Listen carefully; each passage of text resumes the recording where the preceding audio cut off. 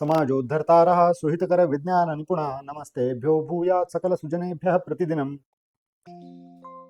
स्वागत है आपका। समाजोद्धार करने वाले, हितकारक काम करने वाले और विज्ञान में निपुण ऐसे सभी लोगों का मेरा प्रतिदिन नमस्कार। यह इस श्लोक का अर्थ है। और हमारे साथ में है गौरांग दमानी जी। नमस्ते गौरांग जी। नमस्ते किरण जी। बहुत बहुत स्वागत है आपसे। तीसरा एपिसोड हम बना रहे हैं। बहुत धन्यवाद। अच्छा लग रहा है। महाभारत का ग्लोबल विस्तार कैसे था, उसका परिणाम क्या था और उसके रेफरेंस पॉइंट क्या क्या है। गौरांग जी, बहुत बहुत धन्यवाद। आपने ये टॉपिक सजेस्ट किया और उसके बारे में अब बात करेंगे। ठीक है, धन्यवाद। तो शुरू से जाते हैं कि उसका जो अ, पूरा विस्तार है महाभारत का, उनके इवेंट्स का जो विस्तार है, उसको विश्व युद्ध कहा जाता है। तो ये विश्व युद्ध क्यों है? क्योंकि उसका विश्व युद्ध मतलब सभी जगह के इंटरेस्ट, सभी जगह का पार्टिसिपेशन होना, ये अनिवार्य है, तभी ये विश्व युद्ध कहा जाता है, एटलीस्ट कॉन्टिनेंट वाइज। तो उसके बारे में थोड़ा बताइए कि विश्व युद्ध क्यों है ये। बिल्कुल। तो उसको विश्व युद्ध की पूरी जो उसका कॉन्सेप्ट है, वो महर्षि महर्षि व्यास ने बहुत अच्छी तरह से बताया है महाभारत ग्रंथ में। और उन्होंने जितने जितना राज्य थे, जो युद्ध में जिन्होंने सहभाग किया, उनकी पूरी यादी है उसमें। और वो सिर्फ अगर हम राज्य या कबीलों का अगर हम लिस्ट लेके आज के इतिहासकार क्या कहते हैं उस राज्य के बारे में उसको मैप करें, तो उसका विस्तार हमें समझ में आता है। तो फॉर एग्जाम्पल कौरव के साथ कौन कौन खड़े थे युद्ध में, तो उसकी अगर यादी देखें तो पूरे विश्व में फैले हुए थे। तो अगर हम शुरुआत करते हैं समझो उत्तर से, तो पाकिस्तान से ही शुरू करते हैं। अपना जो अ, पड़ोसी है, जो भारत के बाहर है, उसकी बात करेंगे। भारत में वो भी तो भारत का ही हिस्सा था, पाकिस्तान, अफगानिस्तान, बांग्लादेश। तो ये। पूरा विश्व अखंड भारत है, मैं ऐसा साबित करना चाह रहा हूँ मेरे ओ किताब से। वाह। तो अगर हम अपने पड़ोसी देश देश से शुरू करते हैं, पाकिस्तान से, तो हम सबको पता है कि सिंधु देश के जो राजा थे जयद्रथ, वो दुर्योधन के साथ थे। दुर्योधन की जो बहन थी दुशाला, उनके पति भी थे। तो जयद्रथ का राज्य सिंधु देश था, उसके साथ दो सहभागी प्रदेश भी थे, शिबी और सौवीर। तो शिबी यानी आज बलूचिस्तान में आज भी है शिबी नाम का एक स्थान। और सौवीर यानी इतिहासकार कहते हैं कि वो रोहरी करके जो स्थान है, सिंध और पंजाब यानी पाकिस्तान का पंजाब के बॉर्डर पे है ये। तो वो इतना उसका फैलाव था जयद्रथ का। और अगर हम थोड़े उसमें उत्तर जाए तो मद्र देश भी दुर्योधन के साथ था। तो उसका राजा था शल्य, और शल्य नकुल और सहदेव का मामा थे। लेकिन वो कपट से दुर्योधन ने उसके साथ ले लिया था। तो उनका जो राजधानी था उसका नाम था सकलकोट। कोट यानी किला, मतलब आज का सियालकोट बोल सकते हैं। आज का सियालकोट। और वो पांच नदी जो है उसका प्रदेश था। तो आज का पंजाब हो गया पाकिस्तान का। तो वो भी साथ में था। और और जो तीसरा राज्य था वो था कैकई। और उसमें जो 100 प्रिंस थे, उसमें से 95 राजकुमार दुर्योधन के साथ थे और 5 पांडव के साथ थे। तो कैकई प्रदेश यानी जो रामायण की कैकई रानी थी, वो ये प्रदेश से थी। और इतिहासकार कहते हैं ये खैबर पख्तूनख्वा जो है पाकिस्तान का अफगानिस्तान बॉर्डर के साथ, वो प्रदेश था। उसके पड़ोस में अगर जाएंगे अफगानिस्तान, तो हम सबको पता है कि गंधार नरेश शकुनी दुर्योधन के मामा थे और वो युद्ध में थे। लेकिन उसके अलावा अफगानिस्तान के और दो राज्य कौरव के साथ थे। उसमें से एक प्रमुख राज्य था बलिक।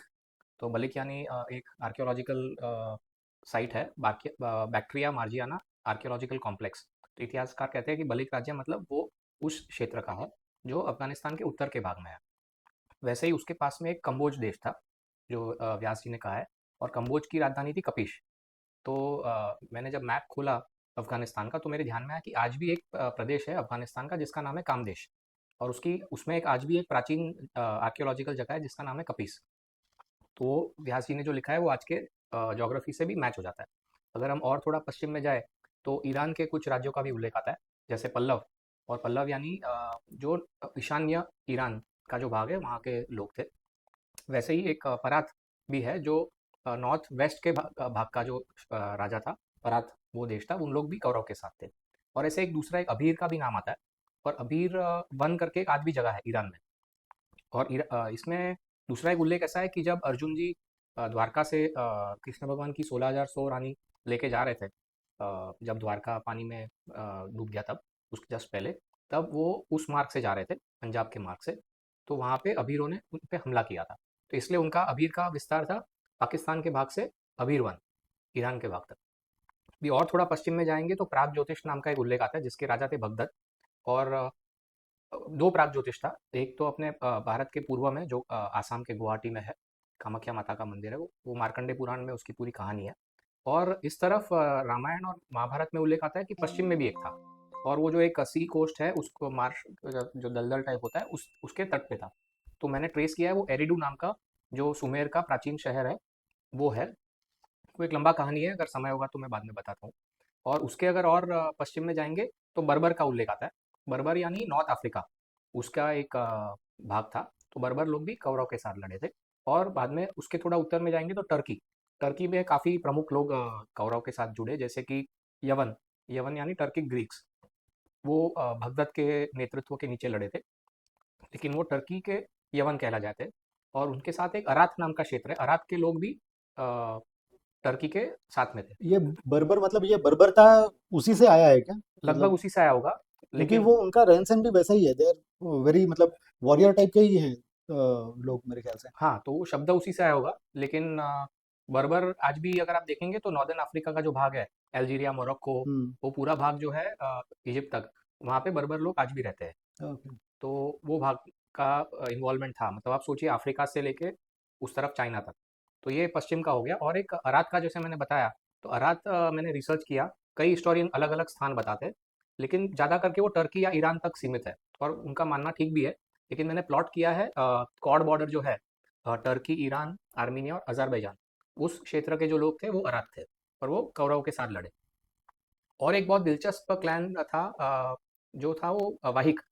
उनका उल्लेख व्यास जी ने बहुत विस्तृत किया है कि जो दो पिशाच थे, वही और हिक्का नाम के, तो वही और हिक के जो वंशज थे वो वाहिक हुए, और ये दो पिशाच थे। और उनका पूरा वर्णन भी दिया है कि वो कैसे रहते थे।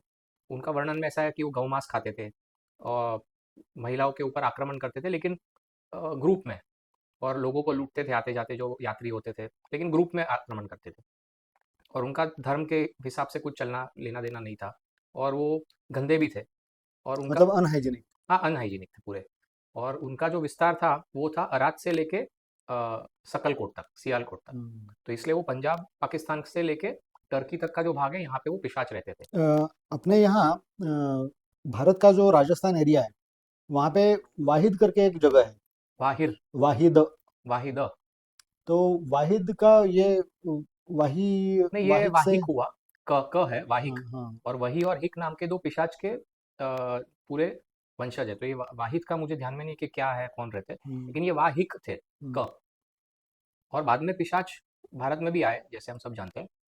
उसका उल्लेख एक जैन ग्रंथ में आता है। हाँ। ओके। अ, बहुत समय के बाद, जब महावीर स्वामी जब पृथ्वी पे थे, तब उनके कॉन्टेम्प्ररी, समकालीन कोई वाहिक भी रहते थे, कोई राजा भी थे। तो अच्छा। वहाँ से वो टर्की पिशाच। हाँ, टर्की पाकिस्तान से वो चलते चलते भारत तक पहुँच गए थे तभी। क्योंकि जहाँ तक मेरी जानकारी है मेरे ख्याल से जो तीर्थंकर जो महावीर जी हैं वो 23rd या 24th प्रेषित थे। बरोबर। उनके पहले जो ऋषि परंपरा या गुरु हाँ। परंपरा है हुँ, उनके पहले भी 24 गुरु हो के गए हैं। बिल्कुल।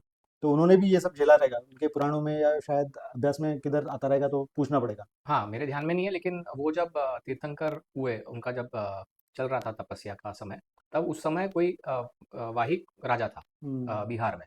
आओ बिहार तक, हाँ, अरे बाप बिहार रे। में था। और वो ऐसा भी उल्लेख किया कि ऊँट पर वो जाता था बिहार में। वैसे वो जैन ग्रंथ में त्रिषष्ठी शलक पुरुष नाम का एक जैन ग्रंथ है, उसमें ऐसा उल्लेख आता है। ओहो। तो वैसे है। तो एनीवे ये वाहिक का हो गया। और वो जैसे जब सब पिशाच होते हैं वो मनुष्य का मांस खाते थे। हम्म। तो ये हो गया पश्चिम का। फिर उत्तर में भी बहुत सारे राज्यों का उल्लेख है। उसमें से प्रमुख तो शक है, जो अमू दरिया और सिर दरिया के जो नदी के बीच का जो क्षेत्र है उज़्बेकिस्तान का, वो क्षेत्र था।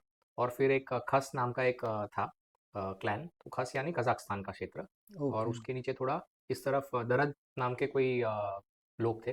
दरद यानी मैंने पहले भी शायद बताया था कि वो ईरान में आज मुझे एक दर्देस्तान प्रोविंस मिला, जहाँ पे दरद लोग रहते थे। हम्म। और उज़्बेकिस्तान में दरदक नाम का एक शहर मिला।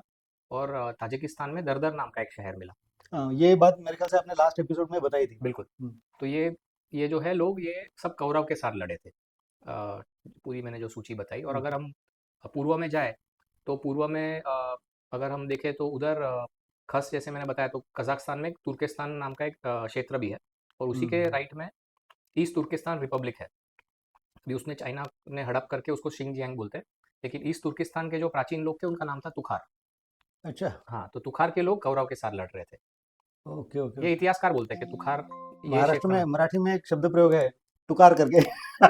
वो शायद तुकार है ना, क है। टुकार, वो शायद मेरे ख्याल से कोई काम ना धाम, चलो झगड़ा करते हैं, ऐसे टाइप के लोगों को वो यूज़ करते अच्छा। हैं। तो ये शायद यही यही क्या क्लैन का डेरिवेटिव रहेगा, पता नहीं। ये बहुत दिलचस्प बात बताई आपने। ओके, ठीक है, मज़ाक अपार्ट, लेकिन दिस इज़ वेरी फनी, मतलब ये एटिमोलॉजी देखते हैं ना हम, हाँ, हाँ, ये बिल्कुल कौन-सा देखते हैं। शब्द कहाँ से आया, बिल्कुल। तो ये दर्द होना, या है ना, ये हुँ, या बर्बरता, हाँ, ये तुकार। मराठी में टुकार, ये हुँ, कहाँ से आ गए शब्द? तो क्योंकि ये क्लासिकल शब्द है नहीं, तो बिल्कुल। ये शब्द आए कहाँ से? हुँ, हुँ, तो हुँ। इसका शायद रेफ़रेंस ये होगा, पता नहीं। हो सकता है, बिल्कुल हो हुँ, सकता है। सोचने की बात है। हाँ, ठीक और है। फिर चीन का भी उल्लेख आता है। हुँ, चीन भी कौरव के साथ लड़े। अच्छा, चीन का बहुत बार उल्लेख आता है। वही पता पिशाच नहीं, नहीं, संस्कृत। पिशाच नहीं, ये सब तो दूसरे कबीले हैं। अच्छा, चीन मलेच कैटेगरी में आता है। जहाँ-जहाँ वैदिक धर्म का पालन नहीं होता है और वो जो मलेच भी सब कौरव के साथ है। मलेच यानी उसका भी व्यास जी ने बहुत उल्लेख किया है कि वो काम भावना उनमें बहुत रहती थी। गंदे लोग रहते थे, नहाते नहीं थे। हुँ, वैसा टाइप के लोग मलेच थे और उनके बीच में ब्राह्मण नहीं होते थे, जो वैदिक धर्म का उनको ज्ञान दे या ज्ञानी लोग नहीं थे। हुँ। तो वो अधर्म के मार्ग पे भटके हुए गंदे लोग थे, वो मलेच बोले जाते थे। तैत्तरीय उपनिषद में एक वाक्य है, ब्राह्मण कोशोऽसि मेधया पिहितः। हुँ, हुँ। उसका मतलब ऐसा है कि जिसका क्रोश कोश जो है, मतलब टेंडेंसी हाँ, हाँ। कि ज्ञान प्राप्त करे, हुँ, वही ब्राह्मण है। बिल्कुल, तो अगर मतलब ये मतलब ज्ञान मतलब टेक्निकल नॉलेज नहीं, आत्मज्ञान, सात्विक आत्मज्ञान। बिल्कुल, तो टेक्निकल नॉलेज क्या, हर किसी की ज़रूरत के हिसाब से वो अपने-अपने रिसर्च करते हैं, और जैसे कि बंदूक हो गया या तोप हो गया, तो उसके भी टेक्नोलॉजी के रिसर्च उन्होंने किए और उसका उपयोग दमन के लिए किया। बिल्कुल, तो वो वैसे टाइप का रिसर्च नहीं, स्पिरिचुअलिटी या टेंडेंसी को मतलब सात्विक बनाना, अच्छा व्यवहार होना, उसके लिए सामाजिक रिसर्च है या सोशियोलॉजी की तरफ का रिसर्च, वो सब ब्राह्मण कैटेगरी में आता है। बिल्कुल, तो शायद वहाँ पे आक्रामक सोसाइटी होने के कारण, चीन या बर्बर लोग वगैरह, वो आक्रामक योद्धा टाइप के या टोली वाले होने के कारण, उसमें शोषण और लूट-पाट, हुँ, यही के लिए जो ज़रूरी है, वही टाइप का रिसर्च चलता रहेगा, और अच्छे समाज गठन के लिए शायद हुआ नहीं रहेगा, इसके लिए उनको अब्राह्मण कहा जाता रहेगा। बिल्कुल शक्य है और क्योंकि वेद तो उसके लिए जाने जाते हैं कि सोसाइटी कैसे ठीक से रहे, आपस का व्यवहार कैसे हो, ज्ञानी लोगों को के प्रति कैसा व्यवहार हो, यही सब वेद बताते हैं। बिल्कुल, और ज्ञानार्जन कैसे होना चाहिए कि आपको शांतता मिले, पूरे समाज को शांतता मिले, अच्छापन मिले, इसके लिए व्यवहार होना चाहिए। तो ये तो शायद उसके बारे में अध्ययन नहीं करते रहेंगे, इसके लिए वो अब्राह्मण कहते रहेंगे उनको। बिल्कुल। कंटिन्यू। तो ये पूर्व में तुखार हो गए और चीन के लोग हो गए और फिर इस तरफ अगर आए तो विदेहा के कुछ लोग कौरव के साथ थे और कुछ पांडव। विदेहा यानी जो बिहार का मिथिला या दरभंगा है, हम्म, तो वहाँ से लेके नेपाल का जो भाग है, जनकपुर हो गया या दूसरे जो क्षेत्र हो गए, धनुषधाम हो गया, तो वो जो भाग था वो विदेहा है। तो विदेहा के कुछ एज आई सेड के पांडव के साथ भी थे और फिर नीचे पुंद्र पुंद्र देश पूरा कौरव के साथ था और वो बांग्लादेश है आजकल। हम्म, और नीचे सबसे साउथ में सिन्हल देश यानी श्रीलंका वॉज विद कौरव। तो ये ऐसे इतनी जानकारी कौरव की थी, कौन कहाँ था। अच्छा, तो लेकिन ये इसमें ऑस्ट्रेलिया वगैरह सब नहीं आए। नहीं, ऑस्ट्रेलिया ऑस्ट्रेलिया, और अमेरिका का उल्लेख नहीं है। अमेरिका, हाँ। तो उसमें एक लेकिन एक माया करके जगह है अमेरिका में, मेक्सिको में। मैक्सिको में, हाँ, तो उसका उल्लेख बिल्कुल आता है, लेकिन वो उत्तरार्ध में महाभारत के। नहीं बिल्कुल महाभारत के सभा पर्व में ही आता है। अच्छा, ओके। और उसमें क्या ऐसा है कि मय मय नाम का एक दानव था हम्म, और वो जब खांडव प्रस्थ जला रहे थे अग्निदेव, क्योंकि उसमें राक्षस पिशाच थे और घुस उन गए थे। हाँ, तो उसमें मय दानव को की जान बख्शते हैं। अर्जुन और कृष्ण भगवान उनकी मदद करते हैं अग्निदेव की, क्योंकि अग्निदेव उनको विनंती करते हैं। तो उसमें मय दानव को छोड़ देते हैं कि वो विनंती करता है मेरी जान छोड़ दीजिए। तो तभी वो बोलता है कि मैं आपका उपकार कैसे सामने करूँ। तो वो बोलते हैं कि आप एक सभा बनाइए, बड़ा पैलेस हॉल। और मैं सभा करके जो। हाँ, माया सभा। तो उसके लिए जो सब सोने, हीरे, मोती सब जो लाते हैं, वो मय दानव हिरण्यश्रृंग नाम का एक पर्वत है, उसके पास बिंदु सरोवर के अंदर डुबकी लगा के लाते हैं। और फिर वो उसके बाद किधर उनका उल्लेख नहीं है। तो ऐसा फिर मैंने मायन सिविलाइजेशन को भी पढ़ा, तो उसमें जो मेक्सिको की सिविलाइजेशन है, मायन सिविलाइजेशन, वो एकदम मिलता-जुलता है। तो वो हम्म, शुक्र को उनको पूजा करते हैं, यानी वीनस की दिशा में उनका शुक्र, सब होता है। और आराध्य मानते हैं उनको ऐसे। हाँ, और शुक्र यानी दैत्य और दानव के गुरु। तो वीनस के हिसाब से उनके सब काम होते हैं। और फिर उनके जो दूसरे काम, सबसे दूसरा एक मुझे जो मिला कि महाभारत का जो था वो 3138 BCE, ऐसा मैंने रिसर्च किया है, पेपर भी है, मैंने पब्लिश किया है। तो वो टाइम से ही लगभग, उसके पहले से ही मायन कैलेंडर शुरू होता है, हम्म, रफली वो टाइम से। मतलब वो, ये जब खांडव प्रस जल रहा था तो ये सभा बनाने के बाद दानव शायद वहां गए होंगे, मई दानव वहां गया होगा, इसलिए वो पूरी मायन सिविलाइजेशन वहां पे हुई। हम्म, तो वो ऐसा है। अभी उसमें एक दूसरा प्रश्न ऐसा आ सकता है कि वो बिंदु सरोवर कहाँ था, क्योंकि वहां से बहुत सारे हीरे मोती जवाहरात वो लाए सभा बनाने के लिए। तो उसमें महाभारत में व्यास जी ने उल्लेख किया है कि कौन से दिशा में मय दानव उड़ के गए। हम्म, तो खांडवप्रस्थ यानी इंद्रप्रस्थ के बाहर, दिल्ली के बाहर का एक छोटा वन था, तो वहां से उन्होंने लिखा है कि ईशान्य दिशा में गए, नॉर्थ ईस्ट में। और फिर कैलाश पहुंचने के बाद वो उत्तर दिशा में गए, कैलाश यानी तिब्बत में जो है वो। तो अगर आप देखेंगे कि तिब्बत के उत्तर में क्या आ सकता है, तो तिब्बत के उत्तर में एक China, Mongolia, Russia, Siberia, Siberia. Correct. और हिरण्य श्रृंग, हिरण्य यानी सोना। हाँ, तो मैंने ऐसे हिरण्य श्रृंग यानी पर्वत का नाम दिया है ना। तो कैलाश, हाँ। हाँ, कैलाश के उत्तर में हिरण्य श्रृंग पर्वत के बाजू में है बिंदु अच्छा, सरोवर, ऐसा बोला गया है। Okay, okay. तो एक यूनेस्को वर्ल्ड हेरिटेज साइट है जिसका नाम है एल्टाई माउंटेन रेंज। हम्म, और एल्टाई मतलब लोकल स्थानिक भाषा में गोल्डन। ओह, हाँ, और उसके बाजू में एक सरोवर है टेलिट्स्कोई, साइबेरिया में, उसके एकदम लग के। और उसमें लिखा गया है कि वो बहुत प्राचीन सरोवर है और उसमें चमत्कारी काफी कुछ सामान, ट्रेजर, हीरे मोती वैसा मिला था पुराने जमाने में, ओह, और आज भी कुछ लोग खोजते हैं उधर अरे वाह। कि कुछ खजाना मिल जाए। तो मुझे लगता है कि तिब्बत कैलाश के उत्तर में वही होगा। हम्म, तो इसके लिए वो उस दिशा से मई दानव खजाना लाए थे। अच्छा, ओके, ओके। तो मतलब मैं जो मैक्सिको में है, वो वहाँ पे पहले से थे और वहाँ से भारत में आए या यहाँ से भाग के वहाँ गए? नहीं, यहाँ से गए होंगे ना, क्योंकि अच्छा। उनका निवास था खंडव प्रस्थ में, और वो वन तो नष्ट हो चुका था, तो उनको कहीं तो जाना था माया सभा बना के। हम्म, तो जैसे मैंने बताया कैलेंडर मैच होता है, तो मायंस का कैलेंडर मतलब उनका कैलेंडर तारीख उस साल से होता है, हम्म। महाभारत के काल से। तो उसका मतलब है कि वो यहाँ से वहाँ गए और उन्होंने अपना वहाँ पे कैलेंडर शुरुआत किया। जैसे कि आपने बोला कि कौरवों के साथ में ये राक्षस लोग उनका या पिशाच लोग उनका साथ देते थे। पांडवों के साथ में कौन था फिर? तो पांडवों के साथ में काफी जो राज्य थे वो भारत देश के थे, लेकिन कुछ आज का जो भारत का सीमा है उसके बाहर के भी थे। तो हम्म, उसमें उल्लेख आता है, जैसे मैंने बताया विदेह, तो दोनों तरफ थे। फिर हून का उल्लेख आता है, हून यानी मंगोलियंस। तो उसमें दिलचस्प बात यह है कि हून पांडव के साथ थे और चीन कौरव के साथ था। तो आज भी मंगोलिया और चाइना में बनती नहीं है। हाँ, तो आपने ध्यान दिया होगा, तो चाइना ने पूरा एक ग्रेट वॉल ऑफ चाइना बनाया यस। मंगोलियन को आने से रोकने के लिए। तो वो जियो पॉलिटिक्स जो था वो आज भी चला आ रहा है। इतनी पुरानी परंपरा है, मतलब करीबन 5-6 हज़ार साल हो गए। हाँ, तो इससे ये अनुमान लगा सकते हैं कि ऐसा परंपरा आज भी चल रहा है। लेकिन उनके जो रेस जो है वो मंगोलियन रेस ही बोलते हैं, हाँ, चाइनीज हून, रेस ऐसा कोई बोलता नहीं है।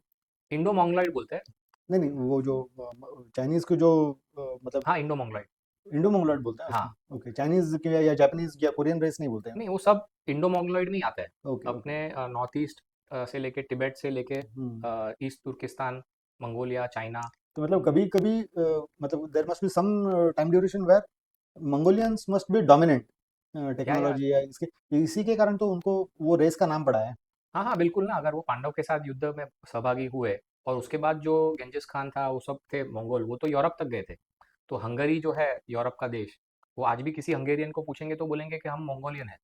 हम्म। तो हंगरी, हुन। हाँ, हाँ, हाँ, हाँ। तो मैंने पूछा भी था हंगरियन से, तो उन्होंने बोला हाँ, हम लोग मानते हैं कि हम लोग, और ऐसा प्रमाण भी है लोकल हंगरी में कि हम लोग मंगोलिया से जुड़े हुए लोग हैं। हम्म।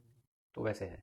ओह, तो अच्छा। ये लोग थे, और फिर नीचे करुष जो था राज्य, वो पांडव के साथ था। करुष यानी आज का बर्मा, म्यांमार। अच्छा। तो वो राज्य भी पांडवों के साथ था। हम्म, तो ऐसे बना था, जैसे मैंने बताया कि 5 कैकेय के राजकुमार पांडव के साथ थे। तो हम्म, ज़्यादा करके भारत के अंदर के राज्य पांडव के साथ थे, और जो आज भी लगभग काफ़ी भारत के दुश्मन है, वो सब कौरव के साथ थे। जैसे टर्की, अ, चीन हो गया, फिर कई पाकिस्तान के कई भाग हो गए। फिर वैसे काफ़ी लोग अपने खिलाफ जो आज भी है वो तभी कौरव के साथ थे। हम्म। आपने जो बात मतलब ये किंगिस खान के बारे में आपने जो रेफरेंस दिया, तो मतलब मैंने जब भी उसका रेफरेंस सुना था या वो मुस्लिम है या नहीं, या उसके बारे में थोड़ा पढ़ना हुआ, तो ऐसे मालूम पड़ा कि वो तो मुस्लिम था नहीं। बिल्कुल। Rather he was following a religion और या उपासना पद्धति कॉल्ड टैंड्रिन। ओके। अभी टैंडरिन मतलब ये तांत्रिक जैसा साउंड हो रहा ओह! है ना? हाँ, तो अभी मंगोल था, वहाँ पे तांत्रिक होने का क्या कारण हो सकता है या प्रभाव हो सकता है? और उसका सरनेम या फैमिली नेम या जो क्या बोलते हैं, क्लाइंट जो है वो खान क्यों लगा रहा है? तो ऐसा हुँ, जो प्रश्न मुझे मन में आया, तो मैंने थोड़ा रिसर्च किया ये क्या चीज़ है? तो ऐसा मतलब ये उसके लिए मुझे मेरे पास अभी प्रमाण तो नहीं है, हुँ, लेकिन एक तार्किक दृष्टि से ऐसा लगता है हुँ, हुँ, हुँ। कि काण्व ऋषि जो थे, हाँ, हाँ, हाँ, तो उनका जो प्रभाव था वो कश्मीर और वो जो एरिया है या northern part of Kashmir, Afghanistan के वो एरिया, ठीक है, तो वहाँ पे उनका प्रभाव क्षेत्र था। ओके। और वहाँ से मंगोलिया बहुत ज़्यादा दूर नहीं है। हुँ, और ट्रेड के हिसाब से या some there must be some communication between those communities. हुँ, और काण्व ऋषि भी तांत्रिक ही थे। अच्छा। तो तंत्र का प्रभाव या विस्तार उनके कारण हुआ होगा, और वो उनके कम्युनिटी के आराध्य होने के कारण वो काण्व, बाय अपभ्रंश वो खान हो गया रहेगा। हाँ, हो सकता है, ये अच्छा है। ये ये मुझे ऐसा लगता है, लेकिन उसके बारे में रिसर्च या प्रूफ मेरे पास कुछ है नहीं। This just food for thought for everybody.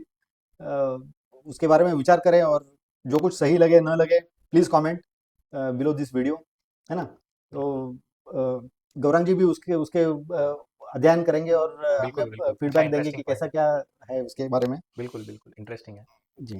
तंत्र के बारे में एक चीज़ बोलना चाहूँगा अगर आप बोले तो। तो तंत्र का एक जो इम्प्रेशन बना हुआ है ना, वो जादू टोना उस टाइप का। लेकिन जो सात्विक तंत्र है ना, वो बहुत ही अद्भुत है। जो उसकी एक किताब है त्रिपुरा रहस्य। तो त्रिपुरा सुंदरी माता के ऊपर उसका पूरा किताब है। तो तंत्र की बहुत ही अच्छी किताब है। तो मुझे तो ऐसा लगा कि मैंने जितने भी अध्यात्म के किताब पढ़े, ग्रंथ पढ़े ना, उसमें सबसे सरल और सबसे प्रभावशाली मुझे त्रिपुरा रहस्य लगा। ओहो। इतना सात्विक ज्ञान है उसमें, आत्मज्ञान का। अभी थियरी तो ले लिया है, उसके मार्ग पे चलना अलग बात है, लेकिन थियरी भी इतना अच्छे से समझाया है उसमें। तो इसलिए तंत्र को मिस रिप्रेजेंट ना करते हुए हमें तंत्र का वो मतलब भी ध्यान में रखना चाहिए। Oh, very good thought. Thank you so much. और सॉरी, वो एक आप बता रहे थे ऑस्ट्रेलिया नहीं था, हाँ। तो उसका मैं उत्तर देना मुझे रह गया। तो उसमें विश्व के जैसे मैंने बताया अमेरिका का काफ़ी भाग नहीं था या फिर ऑस्ट्रेलिया या, तो मैंने जैसे बताया कि राक्षस भी इन्वॉल्व थे युद्ध में। तो जैसे पिशाच थे वैसे राक्षस भी कौरव के साथ थे। तो उसमें अलम्बुश और अल्लायुध नाम के दो राक्षस थे। तो उनका भूगोल नहीं बताया कि वो कहाँ से थे, लेकिन राक्षस यानी कैनिबल, जैसे मैंने बताया, जो मनुष्य का मांस खाते हैं। तो अगर आप कैनिबल के बारे में सर्च करेंगे नेट पर, तो आपके ध्यान में आएंगे कि कैनिबल पूरे विश्व भर में फैले हुए थे। जैसे ऑस्ट्रेलिया के ऊपर जो पैसिफिक आइलैंड्स है, वहाँ पे कैनिबल रहते थे। फिर दक्षिण अमेरिका में भी कैनिबल्स का काफ़ी प्रमाण मिला है। यूरोप में तो भर भर के प्रमाण मिले कैनिबल्स के। ओहो। Even up to the crusades, जब वो जाते थे क्रिश्चियनिटी, इस्लाम के युद्ध जो हुए उसको क्रूसेड बोलते हैं। तो उसमें भी जो क्रिश्चियन योद्धा थे, सोल्जर, वो खाना ना मिलने के कारण दूसरे मनुष्य का मांस खाते थे। तो हम्म, ये तो अभी रिसेंट बात हुई, कुछ समझो ना, 1000 साल पहले। हम्म, तो कैनिबलिज्म बहुत ही यूरोप में कॉमन था। ओहो। तो कैनिबलिज्म या राक्षस तो पूरे विश्व में ऐसे भी फैले हुए थे। थोड़ा बहुत प्रमाण उसका south southern part of Africa में भी आता है। और जो पांडव के साथ भी थे राक्षस, लेकिन वो जो घटोत्कच थे, उनके बेटे सब थे। घटोत्कच यानी हिडिंबा और भीम के भीम के। बेटे। तो राक्षस था घटोत्कच, तो उनका भी जो था, लेकिन वो एक सात्विक या धर्म युद्ध में पांडवों के साथ खड़े थे। अच्छा, लेकिन ऑस्ट्रेलिया का रेफरेंस कैसे बोला आपने, मतलब? नहीं, ऑस्ट्रेलिया के ऊपर जो आइलैंड्स है, हाँ, द्वीप हाँ, है हाँ। पैसिफिक, साउथ पैसिफिक में, ओके, ओके। वहाँ पे थे। और हम्म, ऑस्ट्रेलिया अगर आप देखेंगे तो जब तक क्रिश्चियन वहाँ पे गए नहीं, तब तक भी वहाँ पे ऐसा कुछ बस्ती नहीं थी। जो हाँ, भी थे मतलब वो कम पॉपुलेशन एबॉरिजिनीज थी। थे। तो एबॉरिजिनीज थे वहाँ पे, ऐसा कुछ विस्तार ध्यान में नहीं है हिस्ट्री में और मेरे। और ऐसे ओहो। भी आप देखेंगे, जैसे हम बात कर रहे थे कि शुरुआत में वर्ल्ड वॉर वन और टू में भी पूरा विश्व इन्वॉल्व नहीं था। वर्ल्ड वॉर वन और टू जो बोलते हैं यूरोप का, तो उसमें फॉर एग्जांपल स्विट्जरलैंड का हम सब जानते हैं, लेकिन स्पेन और पोर्चुगल भी नहीं था। ऐसे कई राज्य न्यूट्रल थे या युद्ध में एब्सेंट नहीं थे। थे, एब्सेंट थे। राइट। लेकिन इसका विस्तार काफी, अब देखेंगे तो महाभारत का काफी दूर तक हो गया। हम्म। लेकिन ये सब एक्टिविटी हुई, यहाँ से वहाँ लोग आए, और उनको उनका प्रवास कैसे हुआ करता था फिर?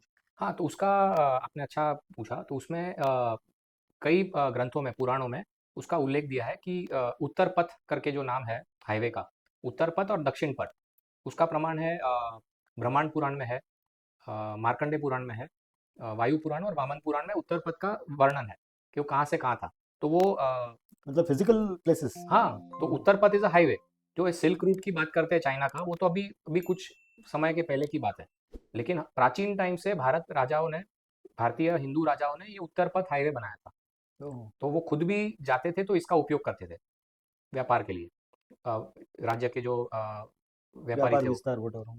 तो उत्तर पथ के क्षेत्र कौन सा राज्य से गुजरता था, वो सब मैंने जो राज्य गिनाए आपको, ईस्ट एशिया से लेके वेस्ट एशिया से लेके नॉर्थ तक, तो पूरे इतने क्षेत्र का नाम आता है। चीन से लेके इधर यवन टर्की तक, और फिर बर्बर तक का भी नाम आता है। और ईरान में भी कई राज्यों का नाम आता है, पारसिक का भी नाम आता है। तो पारसिक राज्य, पल्लव, परात, ये सब राज्यों से होते हुए उत्तर पथ आता था। और उसका मूल केंद्र था बनारस। ओह। बनारस को वो मध्य देश बोलते थे। अच्छा अच्छा। तो it was the epicentre of the highway. तो इस तरफ उत्तर पथ जाता था इस तरफ, और दक्षिण पथ जाता था नीचे दक्षिण भारत तक। और इस तरफ पूर्व में जाता था चीन तक। तो ये हाईवे का उल्लेख प्राचीन ग्रंथों में है हमारे। तो ये हाईवे का उपयोग करके आते थे। मतलब जो दक्षिण के जो द्वीप हैं, द्वीप समूह, जावा, सुमात्रा वगैरह वगैरह, नीचे तक न्यूजीलैंड तक, तो वहाँ पे जाने के लिए मतलब बाय बोट ही जाएंगे, और उसका तो कोई। उसका ध्यान में नहीं है, लेकिन दक्षिण तक का ऐसा दक्षिण पथ में लिखा गया है कि दक्षिण भारत तक। अभी वो जैसे मर्यादित हो गया, फिर वो बहुत छोटा हो गया। हाँ, लेकिन अगर हम देखेंगे तो भारत के चोल और पंड्या राजा जो थे तमिल के, उनका आप देखेंगे तो साउथ ईस्ट एशिया में बहुत सारा प्रभाव था ना। जी जी। तो बहुत उनका लंबे राज्य, मतलब बहुत पुराना ये है, हाँ, और वो साम्राज्य बोट है। से ही जाते थे। और अगस्त मुनि का भी प्रभाव था। तो हम्म। अगस्त मुनि भी वहाँ गए ऐसा भी बोला जाता है, और वहाँ के स्थानिक लोग भी बोलते हैं। तो बोट का उपयोग तो हुआ होगा ऐसा मैं मानता हूँ, लेकिन वो उत्तर पथ में उसका उल्लेख नहीं आता है। और बोट का उल्लेख तो हमने देखा था रामायण में भी था। श्री राम ने कितनी सारी नदियाँ क्रॉस की, केवट ने गंगा पार भी कराया। और जब भरत ढूंढते हुए अपने भाई को आए श्रृंगवेरपुर, तो निषाद राजा गुहन है, हम्म। बहुत बड़ी सेना लेके आए थे ना भरत। तो उन्होंने इतना बड़ा नाव का उल्लेख है जिसमें 500 नाविक थे। अरे बाप रे। वाल्मीकि रामायण में आता है। तो लाखों साल पहले इतने इतना बड़ा नाव था जिसमें 500 नाविक गंगा के तट से नीचे जा रहे हैं प्रयाग तक। एक ही नाम है। एक ही नाव में 500 नाविक है, ऐसा उल्लेख है। बाप रे। अभी आप सोचो कितना बड़ा नाव होगा। तो वैसे नाव का जो टेक्नोलॉजी था वो हमारे पास प्राचीन टाइम से था। हम्म। तो ये अंग्रेजों ने आके अपनी जो शिपिंग इंडस्ट्री है वो खत्म कर दी। जी जी। बिल्कुल। ठीक है। तो वास्को दा गामा का भी अगर आप याद करें, तो उसको तो एक भारतीय व्यापारी ने भारत का रास्ता दिखाया था। वो तो हम्म भटक रहा था इधर उधर। हम्म। और जब वो वास्को दा वो गामा तो ने लिखा है। कि मेरा नाव छोटा था, उसका 2-5 गुना बड़ा था मेरे से।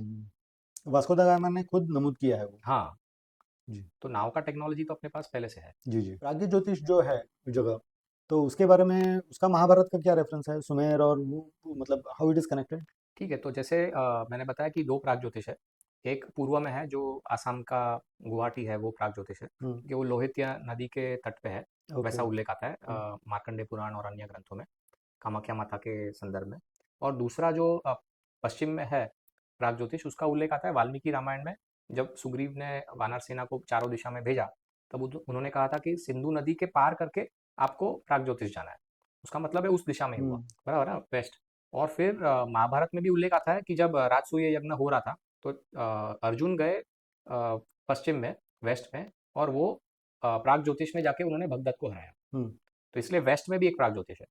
ओके। और उसका डिस्क्रिप्शन ऐसा है कि भागवत पुराण और कालिका पुराण में वो कहानी है विस्तृत। उसमें ऐसा था कि प्राग ज्योतिष के जो प्रमुख राजा थे, वो था नरकासुर। अरे। अच्छा। हाँ, तो ये तो भागवत पुराण में उसका पूरा 10वें किताब में पूरा उसका एक बड़ा उल्लेख आता है। हम्म। तो नरकासुर राजा था प्राग ज्योतिष का। और नरकासुर का आतंक था। उसने इंद्रदेव को हराया था। जो वरुण देव थे, उसकी छतरी चोरी कर ली थी। अदिति के कुंडल ले लिए थे। अच्छा। और 16,100 रानियों को लूट लिया, हाँ, किडनैप कर लिया था। किडनैप कर लिया था। और वहाँ पे अलका नाम के एक उल्लेख है कालिका पुराण में, अलका नाम के एक शहर में बंदी बना दिया था।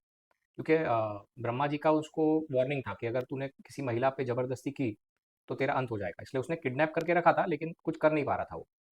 तो तब इंद्रदेव आते हैं द्वारका और कृष्ण भगवान को बोलते हैं कि नरकासुर का बहुत आतंक है, कुछ कीजिए।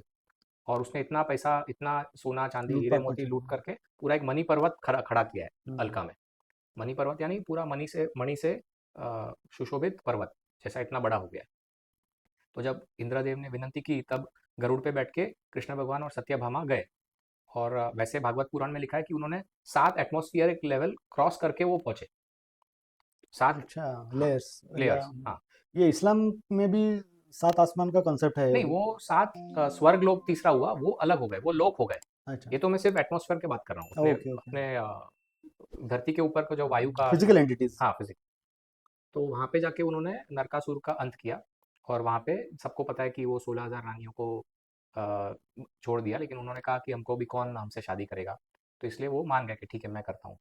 और जो मणि पर्वत था, मणि पर्वत उन्होंने गरुड़ के ऊपर रखा, उसकी खाली टोक, और फिर जो छतरी थी वरुण की, वो लेके वहाँ पे जहाँ देव रहते थे वहाँ पहुँचे, देवलोक।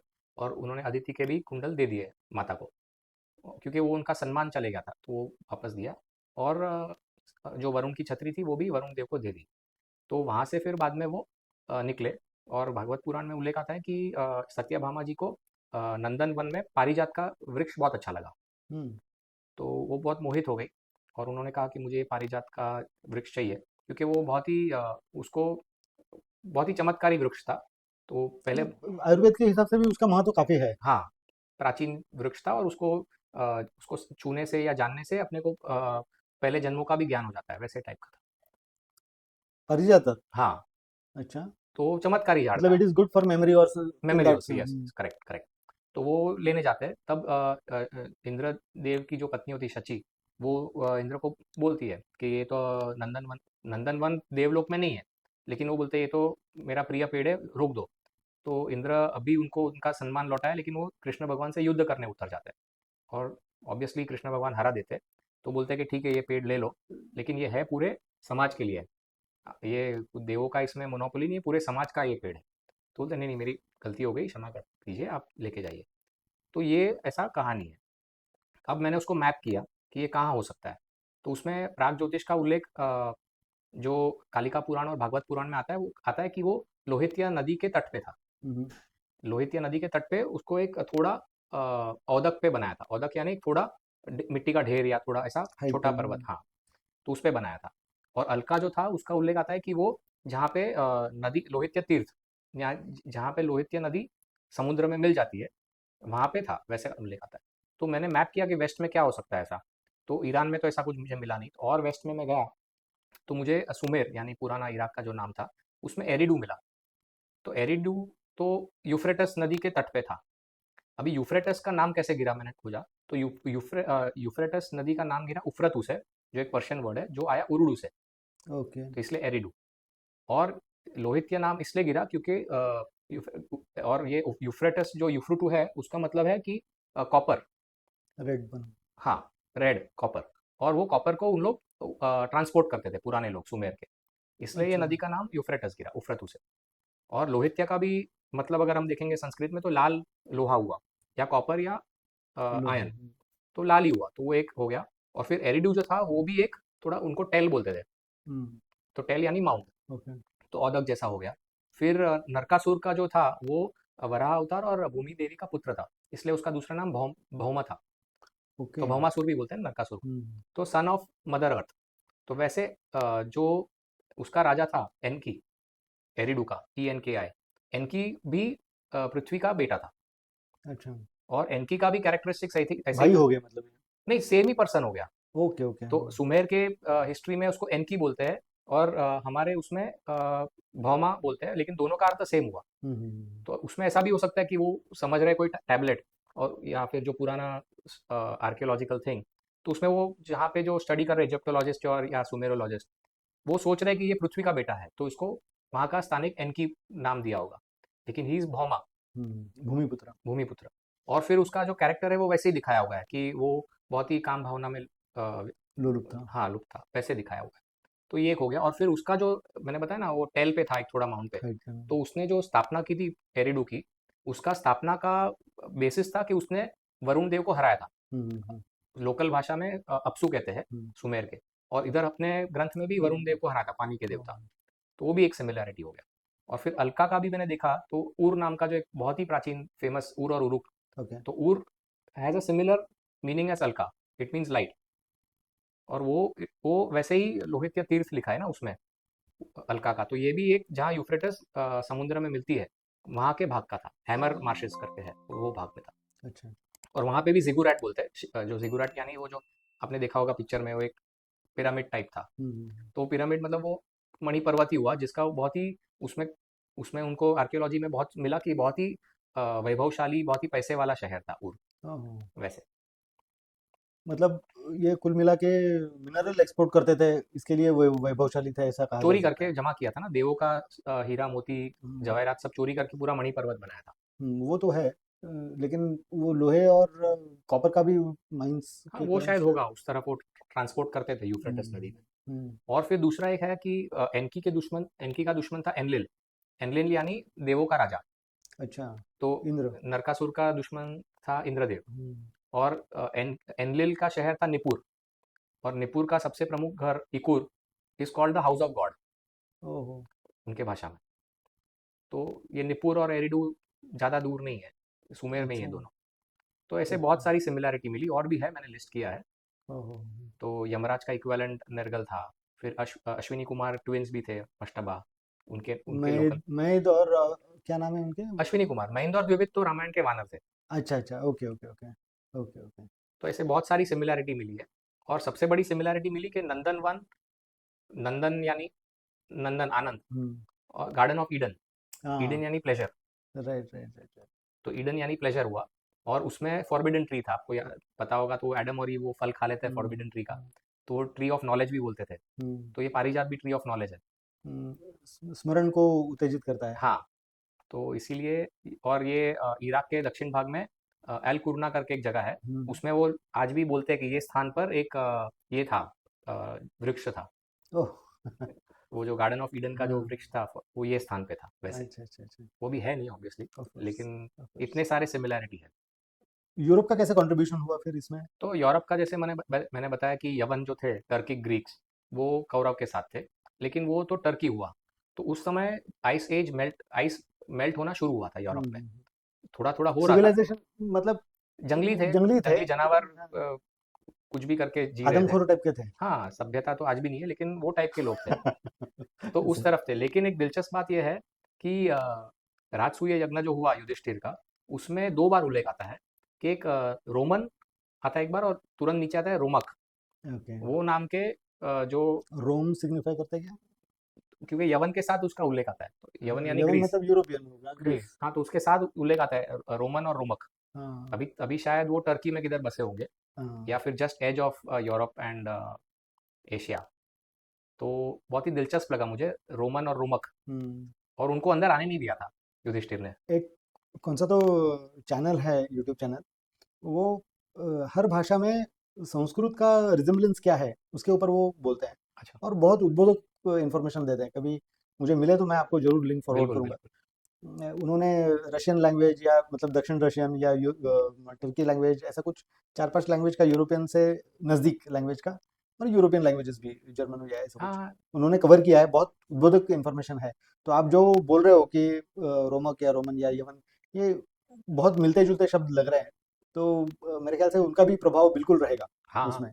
तो ये रशिया का बात किया इसलिए मुझे याद आया हम्म, कि जैसे मैंने पहले भी बताया कि चारों दिशा में 4 भाई गए थे हम्म, युधिष्ठिर को विश्व का राजा बनाने के लिए। हम्म, तो अर्जुन जो उत्तर की तरफ गए थे, तो उनका जो मार्ग था, जैसे मैंने पहले भी बताया कौन से देश है। लेकिन वो उत्तर ऋषिक नाम के जगह पर गए, और उत्तर कुरु तक पहुंचे, और फिर वापस कैलाश होते हुए वापस आए। तो ऋषिक यानी भारत में भी थे ऋषिक, और उत्तर में भी थे। तो जो ऋषिक थे, तो मुझे कुछ उसमें रशिया जैसा रिजेम्बलेंस मिला, जी, जी, ऋषिक रशिया। जी, जी, जी। और वही दिशा में गए थे, और साइबेरिया बॉर्डर पे ही गए थे। अर्जुन जी का जो मार्ग है वो। Very good. सो ये अपनी जो थियरी है, हाँ, रामायण का वैश्विक प्रभाव या महाभारत का वैश्विक प्रभाव, इससे ये डिस्कशन से मुझे ऐसा लग रहा है कि रादर आर्यन इन्वेजन थियरी ये इन्वर्स है। रादर भारत से ही आर्य बाहर प्रभाव देने के लिए गए थे, बिल्कुल। है ना? और ये इसमें भारत में मतलब एक उसका भारत का जो इंटीग्रेटेड स्वरूप है, हम्म। तो उसको देखा जाए तो अ, राम और दक्षिण, मतलब उत्तर से दक्षिण तक राम का प्रभाव है। सब मिले जुले हैं एक दूसरे के साथ में। बिल्कुल, महाभारत में भी वैसा ही है। बिल्कुल। तो भारत एक सिंगल एंटिटी है विच इज़ वेरी स्ट्रांग, और पूरे आर्य ही हैं, वो सुसंस्कृत हैं, ज्ञानी हैं, और वो उन्होंने विश्व पर प्रभाव डाला है। बिल्कुल। ये inverse of Aryan Aryan invasion theory migration हो गई। थियरी चल रहा है, लेकिन मैंने एक आर्टिकल भी लिखा है, अखंड भारत। तो अरे वाह, पूरा विश्व ही अखंड भारत। अरे वाह। और सिर्फ 2 रेस है, एक आर्य जो बोला आपने वो, और एक जो मैंने पिशाच का बताया, हुँ, कि पिशाच वैसे लोग हैं जो भगवान ने नहीं बनाया। हुँ, तो ये 2 पैरेलल जनसंख्या थी। हुँ, हुँ, एक पिशाच के साथ-साथ हम मलेच्छ को भी जोड़ सकते हैं, जो वैदिक धर्म में नहीं मानते, या बराबर। राक्षस को। तो वो एक अधर्म वाले हो गए और एक आर्य हो गए जो हुँ, धर्म को मानते हैं। हुँ। बहुत उद्बोधक माहिती है और बहुत अच्छा लगा बात करके और धन्यवाद। ऐसे ही और अपन हम वीडियोज़ करेंगे, एपिसोड्स करेंगे। आपके पार्टिसिपेशन के लिए बहुत-बहुत धन्यवाद सर। धन्यवाद किरण जी, आपने मुझे बुलाया, आनंद हुआ। प्रेक्षकों को भी धन्यवाद। Thank you so much.